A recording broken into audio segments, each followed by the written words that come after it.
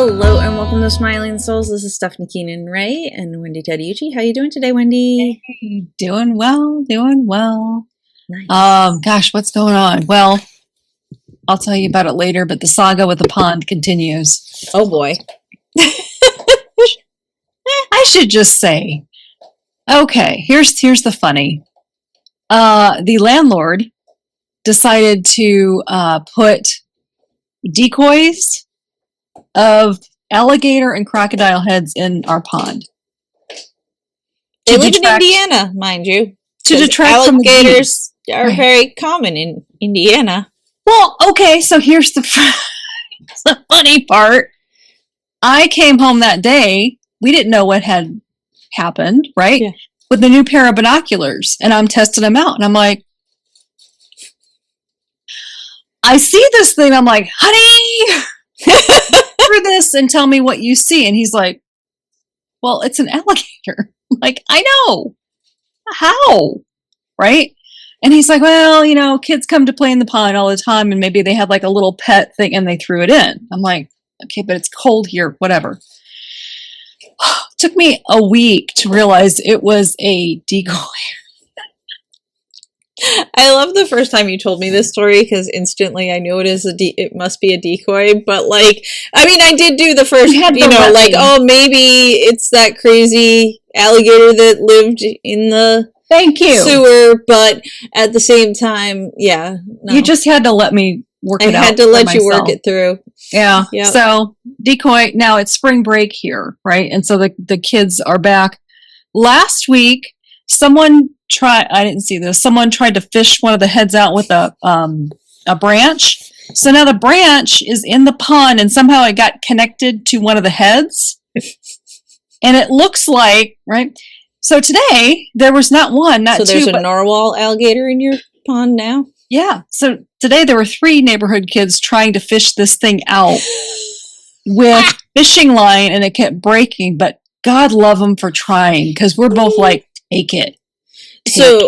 Are these decoys attracting or detracting the geese? They don't bother the geese at all. Yeah, exactly. I was going to say, the geese probably don't even know what an alligator is. Well, it's so funny because the other day I was looking outside and there were 2 geese swimming around it, and the one was like really focused on it, focused on it. You? And it looked at it and it went bonk with its beak, and it just kind of swam away. Like, I'm like, good job, guys. That's a brilliant idea. So there's that happening. So funny.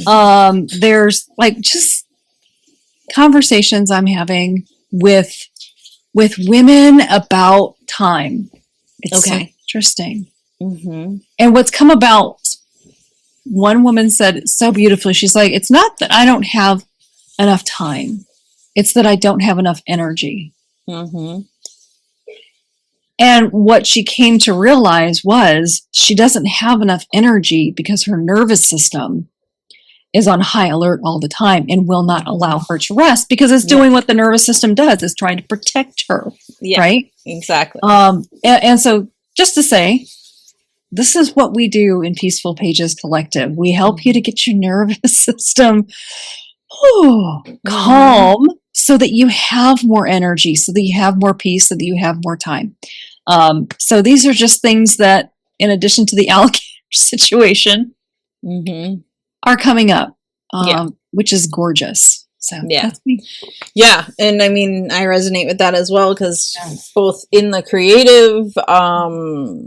Creativity Unleashed program that I'm running, it's like I have 8 women in that, most who signed up for the self-care piece of it. A couple who I don't think they really knew what they were signing up for, and were like surprised in a good way. They needed it, and again, it's the same thing. They don't have enough time.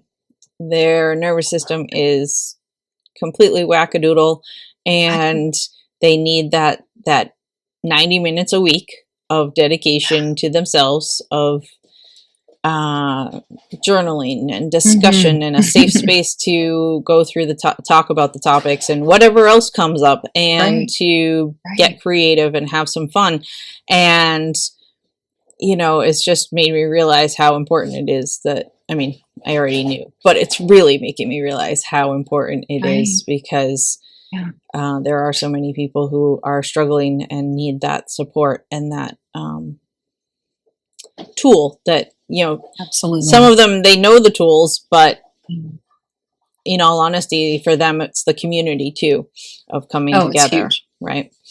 And then, that's why we're also doing our Smiling Soul soirees. So, yeah.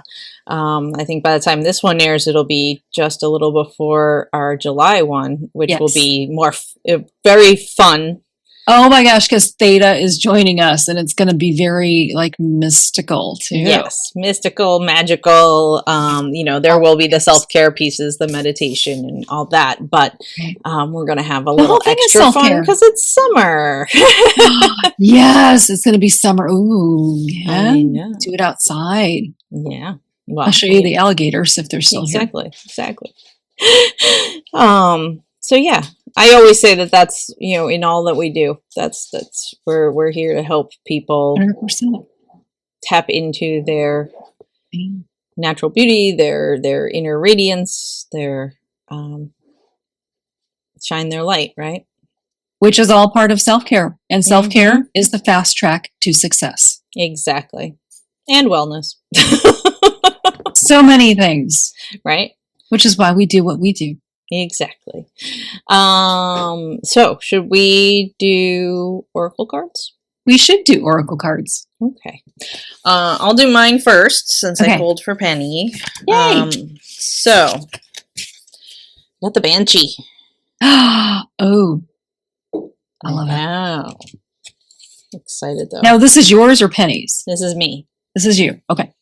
The Keening woman. The Banshee in Irish folklore is an elder female spirit who heralds the death of members of certain old families. She's associated with, and usually by, screaming, wailing, shrieking, or keening.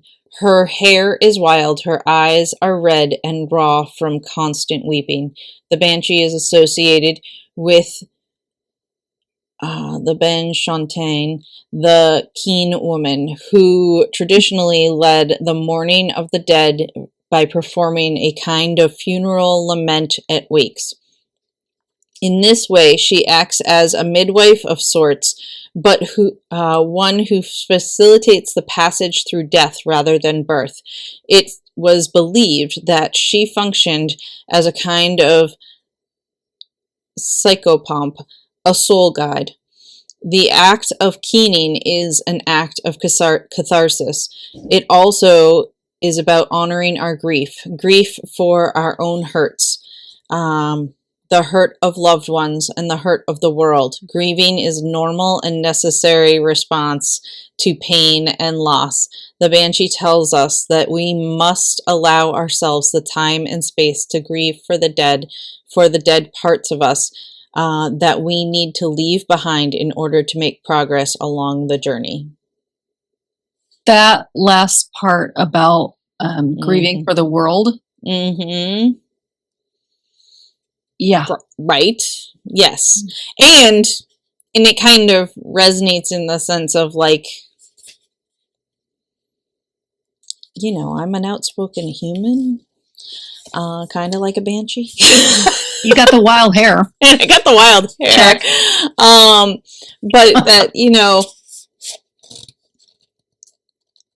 speaking up and honoring that. Yeah.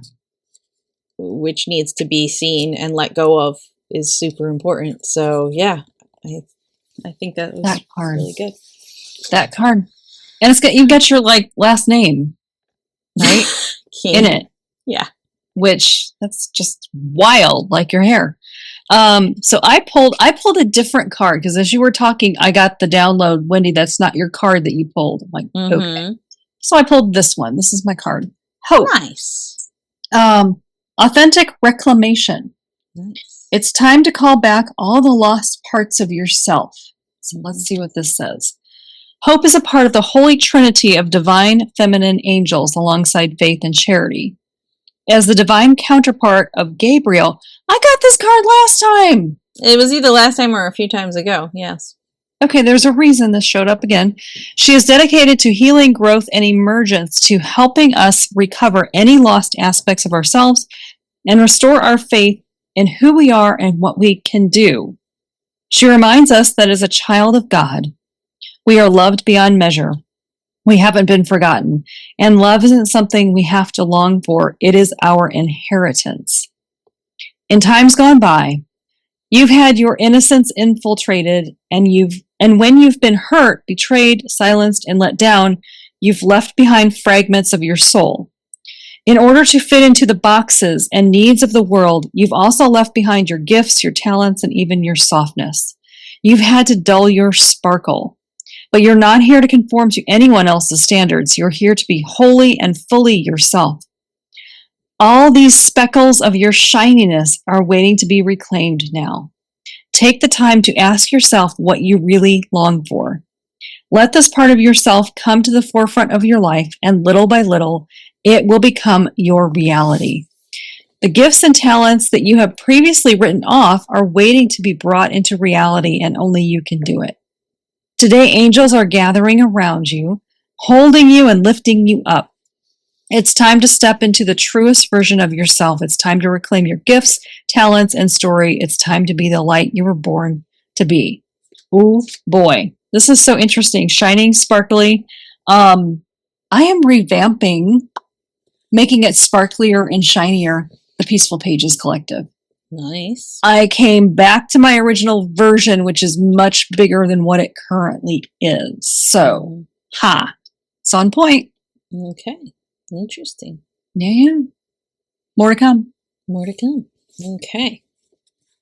Now it's Penny's turn. Yes. So, for Penny,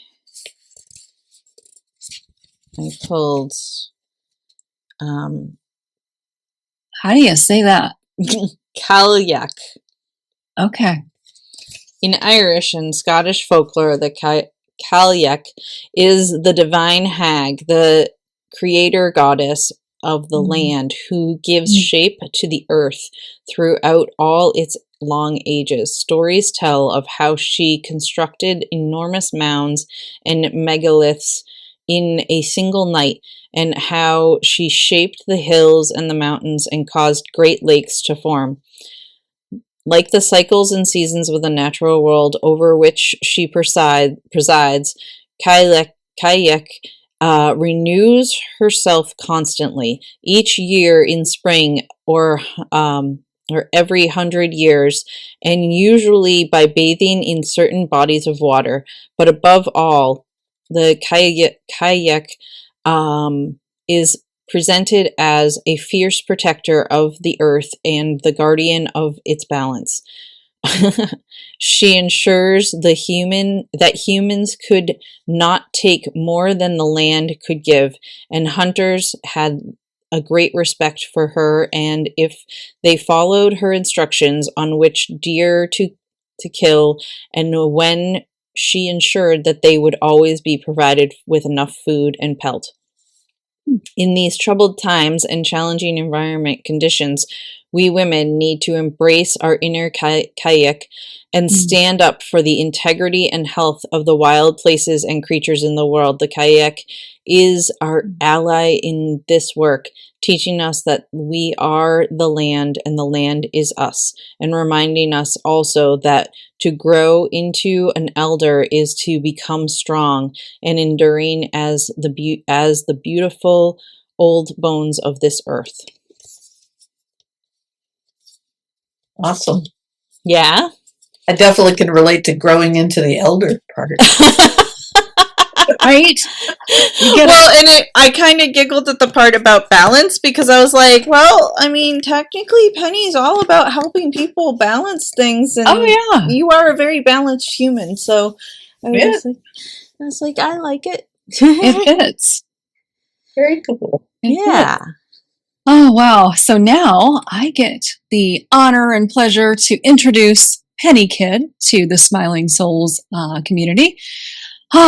Penny is a financial life coach who is completely debt-free, including her home, and is passionate about helping others take control of their money to reach their personal financial goals in life and in business. With a background in social work, she provides compassionate, judgment-free education and accountability to help you learn the necessary steps to become intentional and successful with your own money. She's been married 34 years and has launched 2 young adults who graduated from college without loans and a sassy dog named Sadie who has taken their place in the nest. Welcome to Smiling Souls, Penny. Thank you. Thanks for having me. Fun to see you guys. Of course. So Sadie is a personality of her own. I've seen her on your Facebook. She's so adorable. But Yeah. she's a sassy little pants. She's locked out right now because sometimes I need her to not interject whatever she's Oh, Mom. She's very Mhm. I'm interested in how you launched Yes. your 2 kids from college without loans. How'd you do that? I'm just going to jump right in. Mm-hmm. Yeah, that was all part of the journey. And honestly, one of the things I'm most proud of, because in today's age, it's hard to get through college without taking out a bunch of student loans. And Right. I guess I would go so far as to say I felt like mean mommy to say, sorry, you can't. You know, my daughter was a theater. She's my older kid, and she was a theater kid, and she wanted to go to school at NYU in New York. And, you know, I have to go there and I have to get that degree. And I said, no, you can stay here in Colorado and get a degree and then go move to New York City if you want. And I'm proud to say that's where she lives. And she does her business on Broadway. And, you know, nobody cares where you get a degree. And honestly, if we had to do it all over, I'm not even sure she needed that degree, but we don't realize that when we're 18. We think everything revolves around kind of higher education. But I knew that I didn't want my kids. I don't know. I mean, not only do they not have the brain, you as a parent don't really understand, and you just get swept up in that's what everybody and my peers were like, you have to, and you have to sign on the loan. I'm like, no, I worked really hard to get out of debt. I'm not going back just because my kids are going to college. So because our house was paid off at that time, like really almost like neck and neck with the time my kid was graduating high school, it allowed us then to go put the money towards college. And I think a lot of people assume I was one of those people who, you know, you get pregnant and you start a 529 or something, and that was not the case. I didn't have any money set aside for my kids because I never thought in a million years that we could send them to college. I see. I was a social worker. My husband was a respiratory therapist. Neither of us made a lot of money. But by doing this whole journey of what I like to say, make my money behave, I figured out like, okay, this was probably one of the biggest fights I had with my husband about whether we would pay for college or not. Because I was like, I paid my way through college and I got grants and loans and I figured it out. But what I didn't realize was that how much more exponentially expensive college was than when I was going through college. And the loans and the grants and stuff are just, they're not there. And we made too much money because we were middle class for my kids to get much assistance. So, at least by having no mortgage, I thought, well, then we'll just pay for college. But a year's worth of college was more than a year of my mortgage. And so, you know, it took some finagling, and they had to work, and they got a little bit of assistance, but work study kind of things. And my son got a small scholarship. But it really was, I think, came down to having a plan and looking at it and sticking to our values. And not getting swept up in what the world says. You have to do this because that's what's normal. I feel like I've been not normal for 20 years now, and I'm reaping the benefits of it finally. Here's to being not normal. Absolutely. And it's hard, sort of, you know, it's like there's more, and Stephanie, I know you can relate to this. There's more peer pressure as a parent than there was when I was an adolescent, I think, where it's keeping up with the Joneses and, oh, your kid has to do that and be involved in this, and you have to wear this and go there. And I was like, and it's hard to tell your kid no, you know, you love your child and you want the best for them. And now my kids are grateful that I said, you know, Mhm. no, sorry, I'm not doing that. And you'll thank me someday. And, Right. they're 30 and almost 30. And so then it's like, now they finally get it because they have friends who are drowning in that world. And I don't think my daughter could afford to live on Broadway as a dresser and have those kind of student loan payments. They're just getting worse every year right now. So Yeah, that's Yeah. crazy. So I did not know you were a social worker before. You've always been Yeah, I didn't know that Pennywise. either. So, yeah. tell Pennywise us. came out of social work really That's what I because figured, but Yeah. tell us that story. it's Mhm. funny because when I first started this, people would go, "How did you get from social work to finance? Those seem like two very different things." And I'm like, "Yeah, they are." But really now I feel like it's my secret sauce because Mhm. now I feel like I'm a social worker around money. Oh yeah. I'm not a finance person. I don't even think of myself like a financial Mhm. professional because I don't do investing. I don't do Right. insurance. I don't do accounting or taxes. What I do is really the behavior around money, is Mhm. helping people learn to be intentional with their spending and putting their goals and values with their money, right? Mhm. Instead of just getting swept up into what everybody or what we're What they marketed want. to. Yeah. But if I go back to my origin story sort of Pennywise, Right. was that I was a social worker working in child protection for almost 30 years, the time that I spent Wow. there. And I started out with adolescents, and then I was facilitating family meetings. And somewhere in there, I think I might have still been an adolescent worker when a coworker came to me and she said, "Hey, Penny, will you come help me with my money? You seem really good with yours. And we're always got more month than there is money."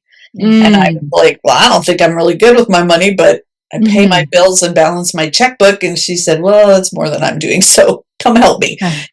And so we sat at her kitchen table, and I think the reason she thought I was good with my money is because I would talk about interest rates or how much I hated paying interest and, trying to manipulate money. But I didn't really have a plan, honestly, with my money. I was doing what everybody I knew was. And I had it in Quicken, and it was very balanced because my parents taught me how to balance a checkbook, by God, at 14 years old or 12 years old, whenever I got my first check as delivering newspapers. My parents knew that we had to have a checking account and we had to learn how to balance it. Okay. Yeah. So I balanced my checkbook, which at that point now was in Quicken, and I didn't look at the whole picture. And so my friend and I are sitting there trying to look at her numbers, and I'm asking a lot of questions like, "Well, what do you pay for this? And how much do you give the kids for that? And what do you owe on this?" And almost all the answers were, "I don't know. I just do whatever comes up.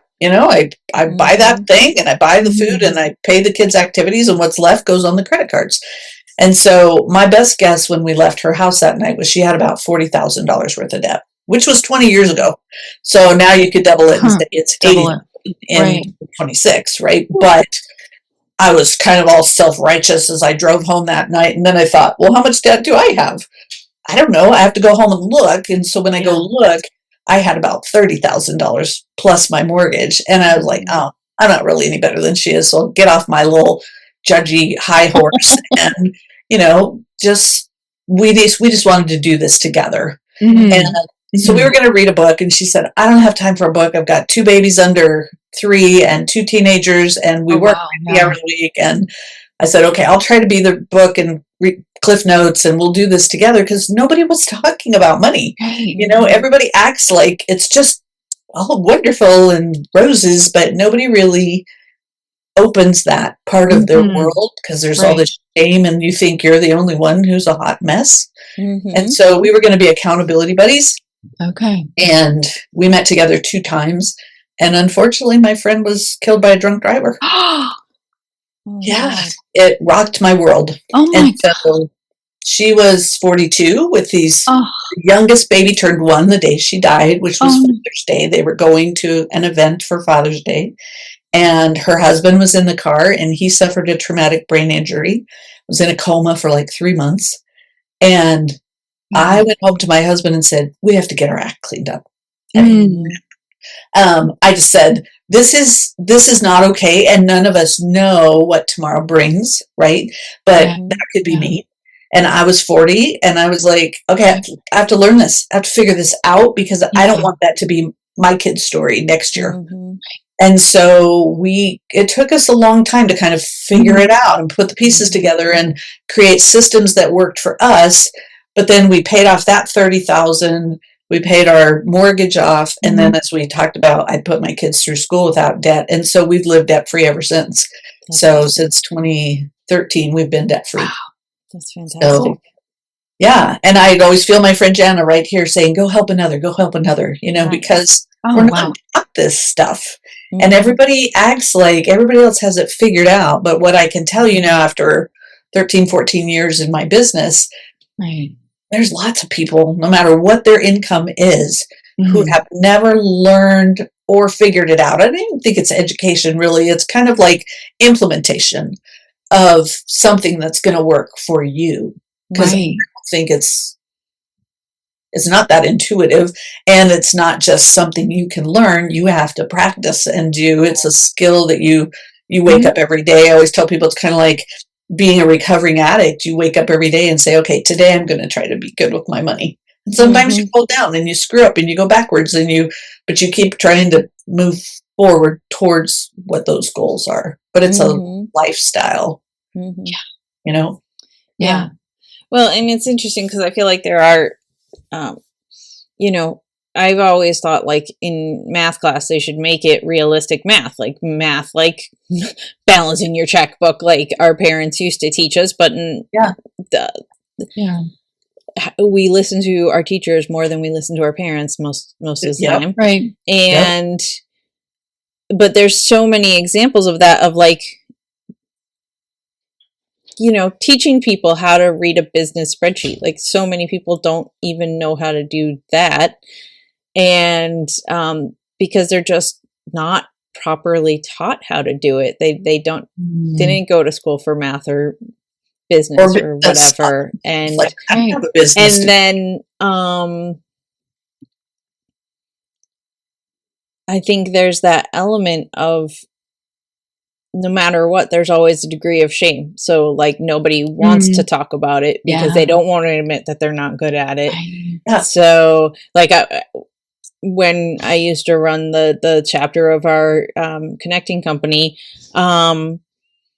whenever you had a financial person speak, it always seemed like you got like 5 people to a meeting, and and they'd always be like, why? And I'm like, because everybody's afraid of you. Nobody wants to talk about it, even though you're awesome and brilliant, And it's crazy to me because there are people who want to help. They don't just want to, sell you their thing. Exactly. So, yeah. And I think the people who come work with me are drawn to the social work background. And when we work together, they realize it's not really the numbers that we're talking about most of the time. It's the behavior, it's the emotion, it's the child stuff. It really is as much counseling to me as it is math. But when you start addressing that and kind of looking at it, the numbers get better just magically. I mean, it's fascinating to me how much progress people can have with a little bit of support. Yeah.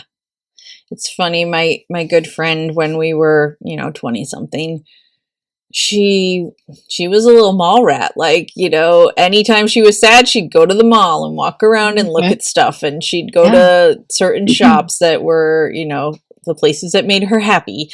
And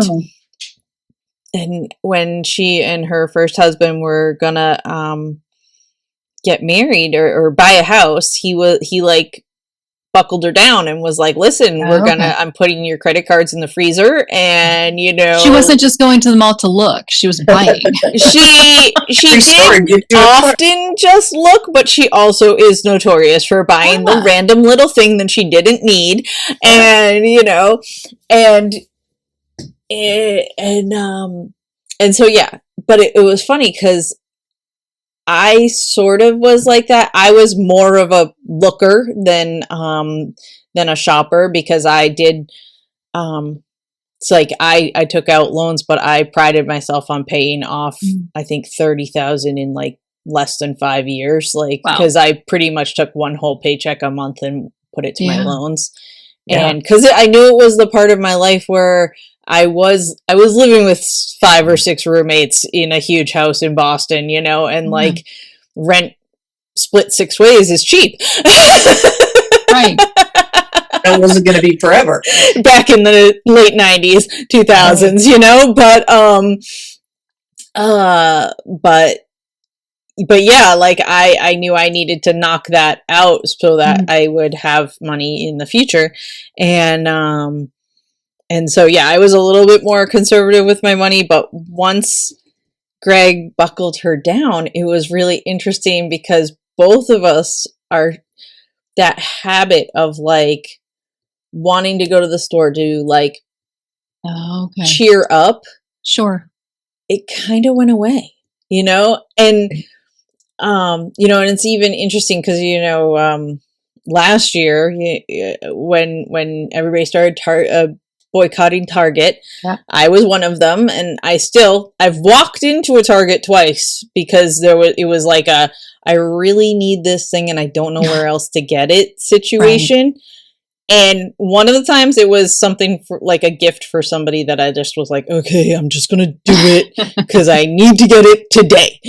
And the other time I literally walked around and went, yeah, I don't need anything here. And to think I used to spend like $100 every time you went in that dang shop, you know? Easy to do. It's so easy to do. But it's amazing how when you shift the habits and realize like, oh wait, you can find what you need, or oh, maybe I didn't even need that.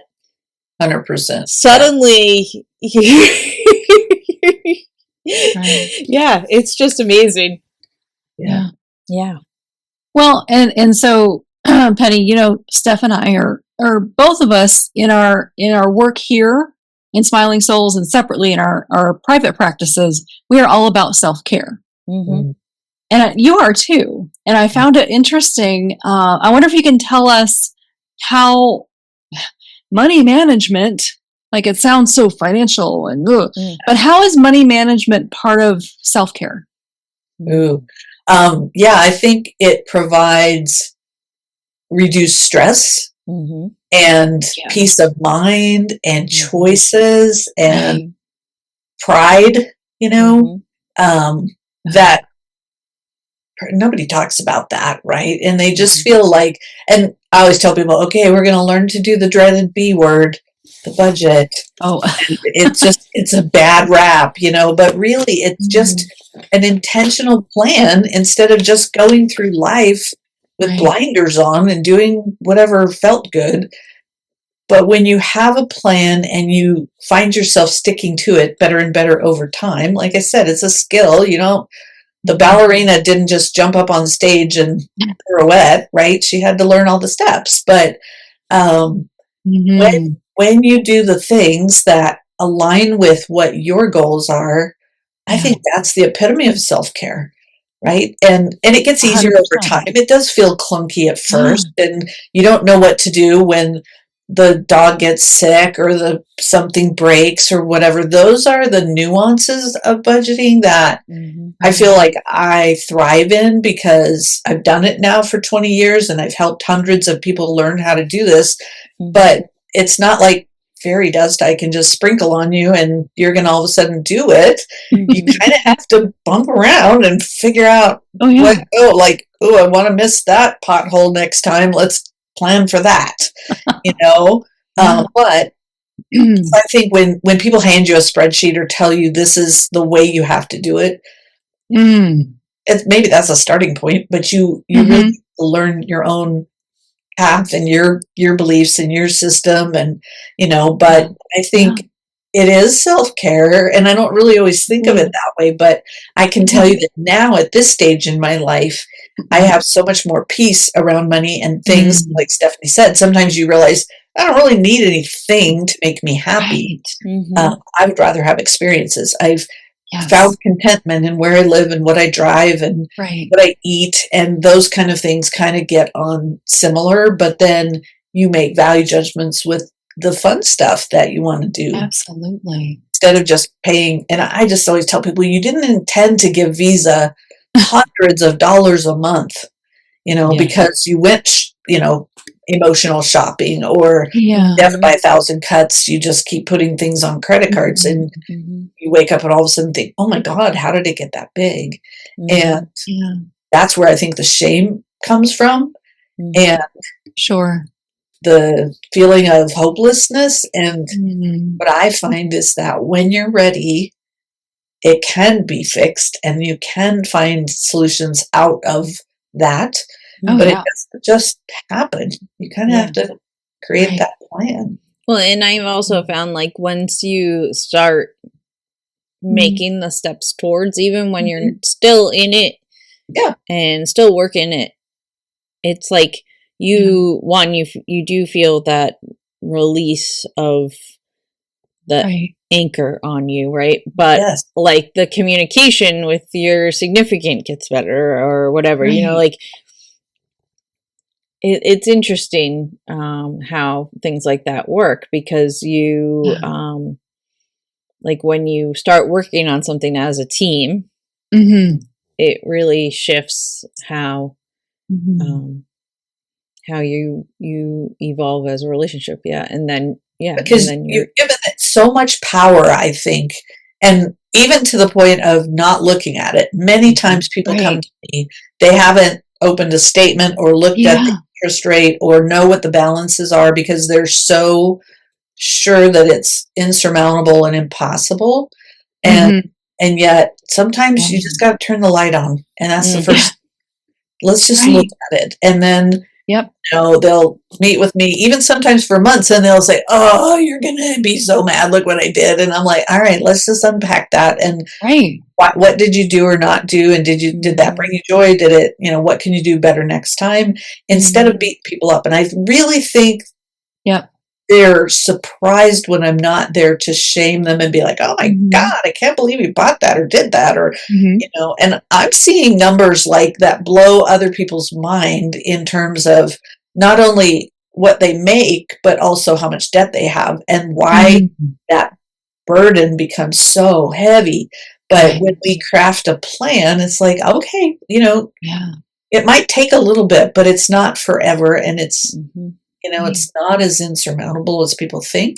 And then some people don't have any debt and they just want to work with me to kind of be better at what they're doing and make sure they're growing their wealth and they're, living the lifestyle that they want, or blessing whoever they want. I mean, everybody, it's interesting at this stage. My husband, we just let him go from being unemployed to retired this year. And, he left healthcare, just burned out in a fiery wreck because of the pandemic, because he was dragging care. And so he quit work several years ago, and we kept thinking, oh, he'll go find something else. He'll go find something else. And now, after meeting with our financial advisor, she said, you guys are going to be okay. Go spend some money. And wow, what a relief that was to even me, that I thought, I'm pretty good with my money, I should know this, but there's that fear of it's never enough. What if it's not enough? What if, you hear people throw around numbers like you're supposed to have these millions of dollars in order to retire. But when you tie it back to, what do I want with my money? Where am I going to live? What do I need to exist? And what's my plan going to do? It's so freeing to be like, oh, okay, well then we're fine. Now how do we do that, this next stage? Right. Next step after next step after next, just one small step at a time. And Steph, you said something about it being a weight, right? When you're first like, oh gosh, I can see how this is self-care.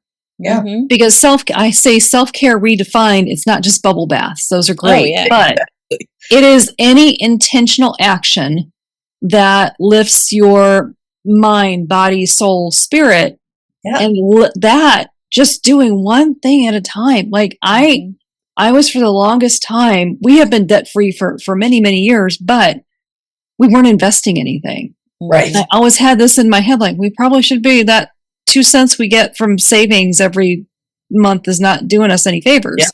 But I didn't know how to do that. Right. And it took years. I read, I don't know how many of Barbara Stanny's books. I like her. Read, reread. And it finally was the last book. It clicked. I'm like, oh, I could just do this. Like, I'm going to try this and see what happens. Mm-hmm. Oh, okay, great. That went well. So I'm going to do that. Right. And it's just, it felt so good and empowering. Like, It's a compound effect. Right? Yeah. yeah. Mm-hmm. Yeah. Yeah. And obviously, the younger we are, the better. But Right. I always tell people today, you're the youngest you're ever going to be. So That's right. let's start today. Right. Instead of beating yourself up about, oh, I wish I'd have known this 20 years ago. Tell people all the time. I was like, I was 40 before I figured this out. Oh my God, late I 40s. worked with people in their 80s. So oh wow, it's never too late. Mm-hmm. Yeah. Wow. And I can see your social worker coming out, which is a beautiful thing. And that's what I feel like that's what people need. They don't need to be, ashamed or anything. Just like you said, well, let's unpack this. Yeah. It's not right. It's not wrong. Just let's unpack it. Yep. That's and I really believe it's progress over perfection. And I think so often, maybe women in general, who's my identified market, but I work with a lot of couples too to get on the same page, kind of like Steph was saying, like if you have a partner, having these conversations sometimes doesn't happen for a long time, if ever, with couples. And so, giving yourself permission to make progress and not be perfect. And I'm like, human over here, I don't know. I don't have it all figured out either, but I try to get a little smarter in all areas of my life. And I'm not the expert in everything. And so that's where I think when you hire somebody else who is the expert, you go faster. I would have gone much faster had I had me or someone like me in my camp, right? I was white knuckling, figuring it out, and too cheap and too broke to ask for help. And I didn't know anybody that was financial coaching back then. Everybody would say, oh, you should go be a financial advisor. You're really good with your money. And I'd think, no, that doesn't feel like that. That has never resonated with me. Sure. And I think those people are super smart, and you should probably have some educated people in your life to help you do this. But that wasn't what I wanted to do with my work. I felt very much called to be a social worker, not driven by money, and I feel similar as a financial coach now. Yeah. Right. Well, so can you tell us about your book? Yes, I have my book, Make Your Money Behave, because I used to tell people all the time, I help kids behave, I help parents behave. I worked with drug addicts and sex offenders for decades. I'm like, why can't we make our money behave? And Love that. Can, it's tiny. It's not, I always say people, it's probably a bathroom book. It's not, War and Peace. It's small, bite size. You have no excuse to not be able to finish this book, right? And there's real actionable tips that I talk about all the time, and that's why I finally put them together in a book. That sometimes to me feels like, well, doesn't everybody know this? But everybody doesn't know this. And it's like, oh, I didn't think about that, and just one of my favorite parts in my book is I did a little clip from this app, like a finance app that I use sometimes with people to say, look what $100 can you do to the speed at which you can eliminate debt or build wealth, right? And then what is the interest rate you're making in your savings account versus what you're paying, yada, yada, right? So you but by looking at skipping a dinner out or a whatever, most things don't feel like that's insurmountable, but the impact can be huge. And I think if people just understood compound interest, it's a game changer, right? And so that's one little, image I have in my book that's like, see what $100 did to this, and how many years how much faster you can pay it off. Plus, then you turn around and you put it in savings, and how much you have in your pocket instead of, Visa or MasterCards. Yeah. And I always think, well, whose house is bigger, yours or Visa? Yours or Chase, yours or Wells Fargo or whatever. It's like those people, they know the secret, and we should know the secret, and we should get to participate in the upside. Yeah. So, my book's on Amazon. Make Your Money Behave. It's on Amazon, and Pennywise Coaching. I think you could find it pretty easily, or on my website, which is pennywisecoaching.com. So it's, it's probably a beginner's guide if you're just starting. But even if you've done some things over the years, there might be some nuggets in there that help you or someone a child, a niece, a sister, somebody that's just starting their financial journey. Yeah. Do you ever speak to younger people? I do. I will go. I like to, maybe as young as college. Beyond that, I don't think they have enough life to really get it. Everybody used to tell me, oh, you should go do this in the high schools. And while I 100% believe that our schools should be providing more financial literacy, I don't think that's my zone of genius. And I think, but it's interesting because my clients have gotten younger over the years, and you would think they would either not feel like they resonate with me, but I think I have a young soul, and I'm used to talking trash and swearing with kids and whatever, right? So that part doesn't scare me, but I can make such a huge impact if I take somebody in their 20s or 30s and I go, dude, look what you could have when you're my age. If I would have learned this younger, but we all have to start somewhere. And so, young couples, I have a YouTube channel with several of my testimonials and stuff on it. And one of my couples that I did, these two guys in New York that are friends of my daughter's, and they were like, everybody needs Penny because this has really made a difference in our relationship and how we're now talking about money. Before, they didn't feel comfortable talking about money. And it's very interesting to me how people, can get together, hook up, get married, whatever, and have never had that conversation. Your YouTube channel is what? It's Pennywise Coaching. Oh, well, that's easy. Yep. I've been able to, and it's not gigantic, but I love a follow, and I'm putting more and more. I'm starting to play with some shorts and stuff like that, little bits, but mostly I used it to house my testimonials and stuff. So there's a number of brilliant people that have worked with me that share their story, because there's only so much you can remember to tell somebody, but when you hear it from somebody who's walked the walk, and it's always interesting what their experience has been. And it's very often not the numbers. I mean, I did 2 in the last couple of weeks, and both of them had probably a $13,000 to $18,000 turnaround in the first 6 months. Wow. And that's almost secondary to what they feel like they got out of coaching.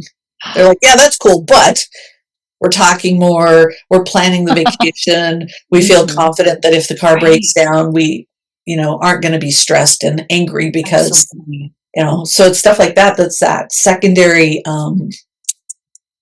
benefit to the self-care piece of having a plan with your money. That's awesome.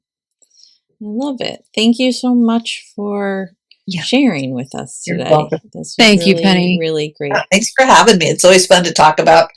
I say I could do this all day. Oh yeah, I do. But excellent. Any other questions, Wendy? Good.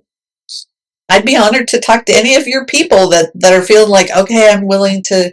I always offer a free discovery call, and so all they have to do is go to pennywisecoaching.com, and there's a contact me button, and fill out links to my calendar, and just have a conversation. And if it's not me, I love referring to the right people. Awesome. We love connecting. Yeah, absolutely. Thank you again for being our guest today, and we'll see you next time. Remember to like and subscribe. Yes. Thank you. Thanks. Have a good day. Bye.